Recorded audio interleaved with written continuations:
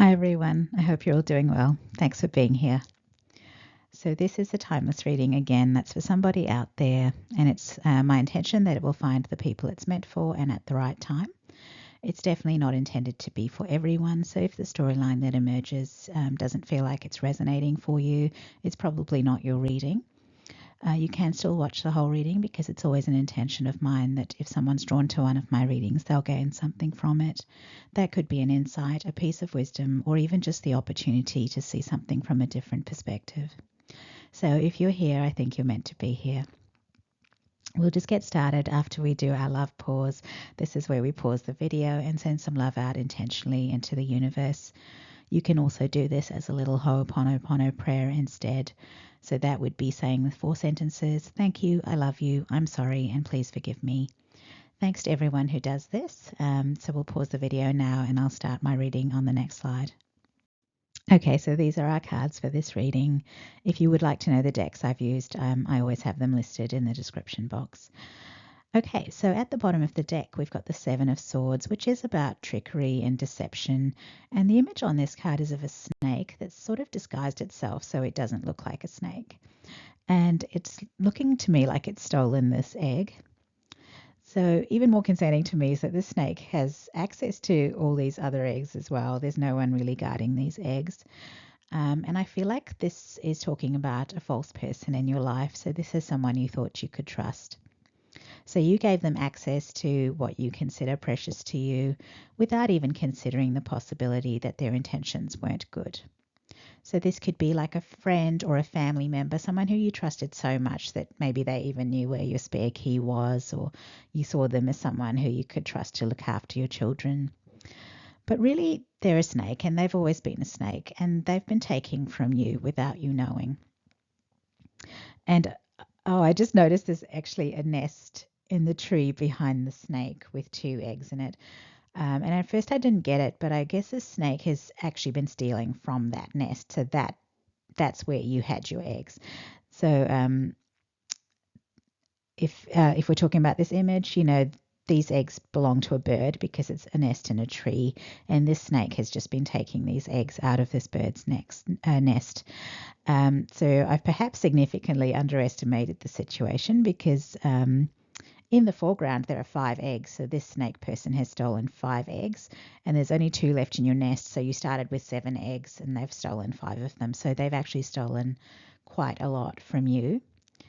If this is your reading, I'm so sorry. And the fact that I underestimated the severity of what was going on might also mean that even if you now know about this person, it could be that things are actually worse than you realize. So maybe they've taken a lot more from you than you actually appreciate.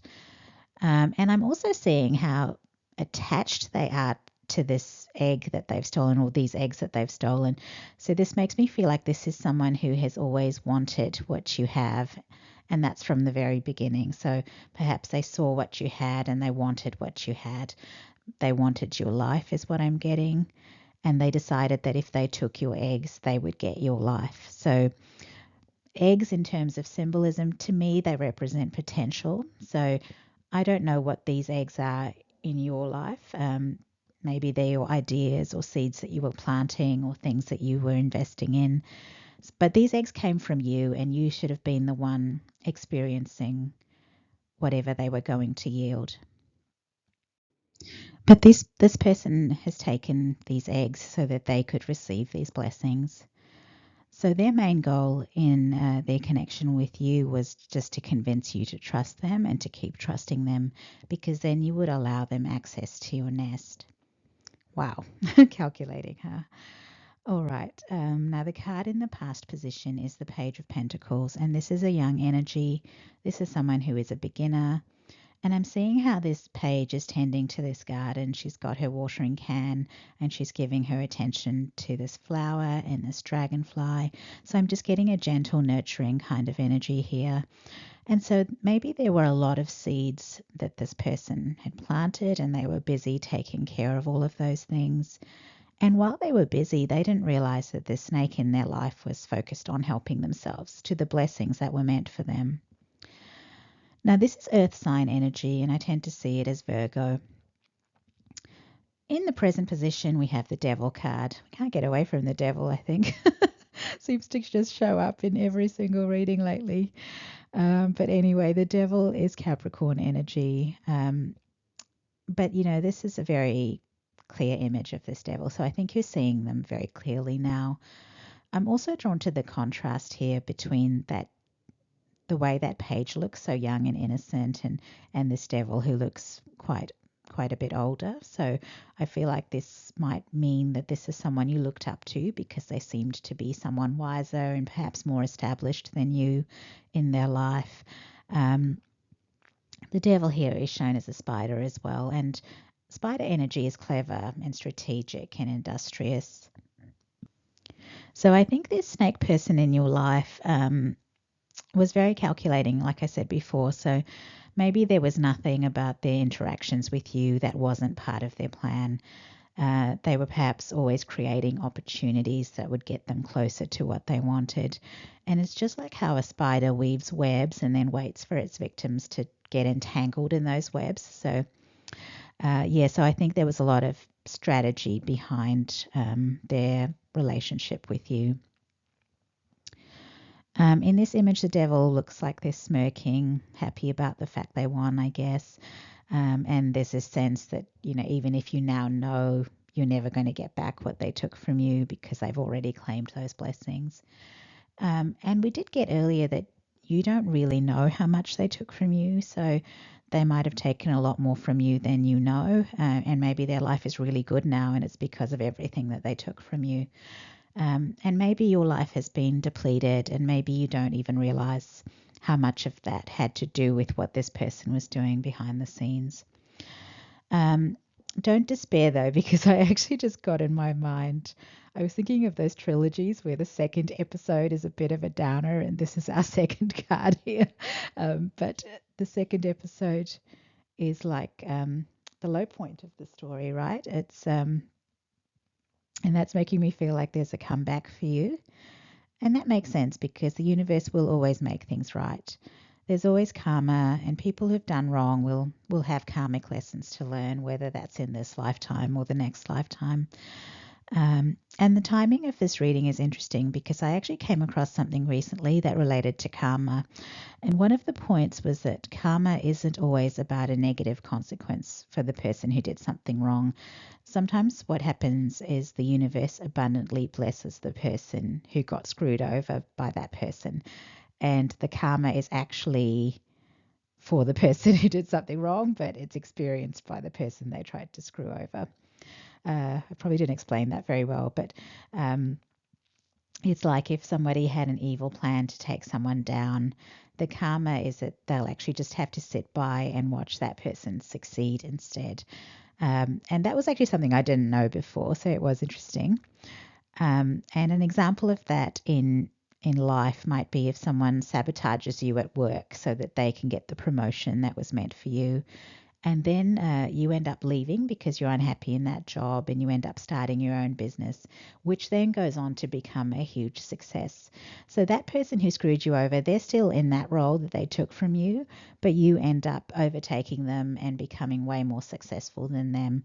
So you rising to the top is actually their karma because they have to watch it and they can't stop it from happening. So that could be something similar here in this storyline as well. But anyway, what I've always personally done is if I've felt that someone has wronged me, I actually have always asked the universe to make things right and to make it up to me. And I always say, this is cheeky, but I always say with interest, please. So that's just something I do whenever I start feeling down about things that were done to me that I didn't really deserve. So I always say, Spirit, please make it up to me and please bring to me more than what I lost. And that can be anything. So more love than I lost, more money than I lost, a better opportunity than I lost, and so on. And I genuinely believe that because Spirit sees everything. So if someone harmed you or wronged you and you didn't seek revenge, then Spirit's actually on your side because you've taken the higher road because you didn't go back after that person and make them pay. You didn't you didn't lower yourself to do something horrible back to them. So you do. You've got some brownie points with Spirit. So you can ask. I think you can ask. Now, in the future position, we have the Knight of Cups. And this image is reminding me of the Hindu goddess Saraswati because she is wearing a sari and she's sitting in a lotus and she's playing an instrument quite similar to this. Now, Saraswati is the goddess of wisdom, knowledge, and the creative arts. And I'm drawn to the heart being shown here as an instrument. So I feel like this is creativity that is coming from the heart. The Knight of Cups is a loving energy, someone who offers love. So I feel like you're going to be offering something that you create from a loving heart.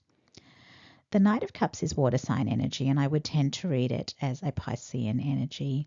And that's getting my attention because it's the opposite sign to Virgo, which is the other sign that we had as when you were in that page of Pentacles energy. So you're going from a Virgo energy into a Pisces energy. And the reason this is interesting is that these are the signs that relate to the current nodal axis as well. So the North Node is currently in Pisces, so this is the energy we're meant to be embracing. And the South Node is in Virgo, and that's the energy we're meant to be moving away from. So maybe this shift in your energy is actually what Spirit wants for you. So maybe that old life where you were planting seeds in the earth for tangible results is actually not the life Spirit has in mind for you. So this future you're heading towards is one where you're creating from the heart. You're not planting seeds and expecting them to grow into something. You're just creating from the heart and trusting that Spirit will support you. Now, Virgo and Pisces are very different, and that's why they're, opposite signs on the wheel. But Virgo is an earth sign. It's about how things work in the earthly realm. It's about how you have to be organized and disciplined if you want results. It's about how you have to invest the effort if you want the outcome.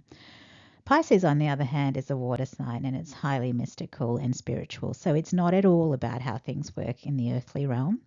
Pisces is really about going with the flow and trusting in the flow. So in the Piscean experience, things don't have to make logical sense. There might be positive outcomes that have no obvious connection to the things that you're doing. So as an example, you might have a hobby that makes you very happy, and then you go in for a job interview. And even though you're not the most qualified applicant there for that job, what happens is the interviewers love your energy and your attitude, and so you end up with the job because they think, oh, this person's perfect for the job. So it's like that. So the hobby is not actually related to the job, but because it makes you so happy, it puts you in this right energy.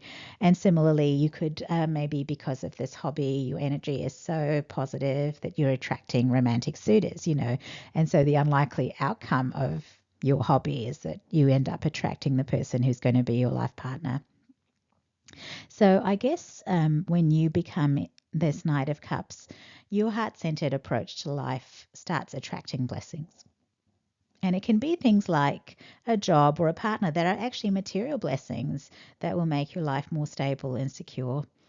And I'm just getting that this is talking about your vibrational frequency attracting things that are an energetic match. So if you're in high vibration, you end up attracting people and opportunities that will match that vibration. Now let's get to the oracle cards. I haven't talked about them at all, but all of them had a very spiritual feel in this spread. The first oracle card was titled Opening to Discovery, and I'm seeing that you have received a key that opens a new portal for you. So there's this doorway for you to walk through, and it takes you into a new experience of life. And I'm seeing all of these stars in this image as good fortune and perhaps wishes coming true for you. The second card here is titled Crystal Skull Wisdom. I actually love buying crystals, but I don't tend to buy crystal skulls. They just seem a little macabre to me. But I know they're meant to be about spiritual protection and wisdom and the crown chakra connection to the divine. So they are actually good. Crystal skulls are good. And I think they're actually said to focus and concentrate the energies, something like that. So they do have a purpose. But anyway, the keywords on this card are clarity, divine healing, and high vibrational energy. So I think that definitely fits with your journey through this reading. So you gained clarity into who this snake was, and then you've healed, and then you're going to end up in this high vibrational energy. And I guess a skull can also be seen as a symbol of death. And so there might be a rebirth message here as well. So you're being transformed by this experience. I haven't actually watched this movie, but I just got, I think there was an Indiana Jones movie, wasn't there, that had Crystal Skull in the title. Maybe that's relevant for someone. Maybe I need to watch that movie. Maybe there's something in there for me. Or maybe I'm supposed to stop being creeped out by crystal skulls. I guess if they do focus and concentrate energies, they might be good for people who are into divination. So maybe I should look into it. Yeah, we'll see. If I find a crystal skull in the future, I'll consider it. Okay, getting back on track, the last oracle card here shows someone in meditation. And again, the crown chakra is illuminated here. And I'm also seeing these orbs of light in this person's hands. And I feel like there's something magical that's being created in this person's hands. So there's definitely something that you're creating that's divinely inspired, and it's coming from your heart, as I said earlier. And I love that the caption on this card is, I am the master of my mind. And that's such a powerful message to finish on. Because when you think about it, devil energy is about control and subjugation. But here you are stating very clearly that you are your own master and no one else controls you. And that's so good. And I feel like it's saying that even if the snake person thinks they won, they actually haven't, because you are showing up here and you're not broken at all. You're confident in who you are and in your spiritual connection. You have worked out where you're going. You're really putting that devil energy in the rearview mirror as you drive forward into your future. So they aren't coming with you to where you're going. This is your rebirth. You're making a fresh start and you're the master of your destiny now. And whatever blessings you attract in the future, this snake person is not going to have access to any of it. So I feel like you're crossing through a portal into another reality, and this reality is not accessible to them at all. They don't have the key, so they can't follow you.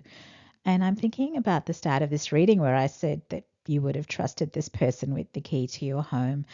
Well, I guess what they've done is they've violated that privilege with their own actions, and there's no way they're going to get access to anything of yours from now on.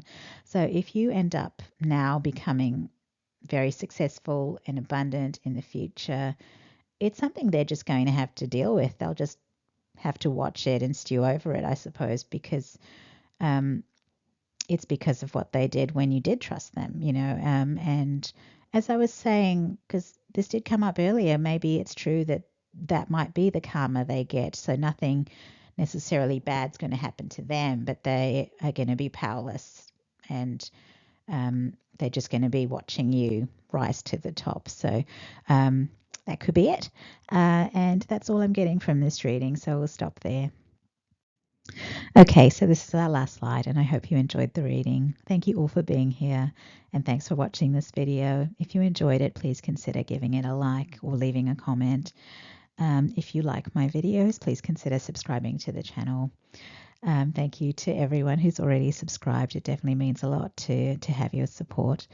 And that's it, guys. I'll see you all in another video, I hope.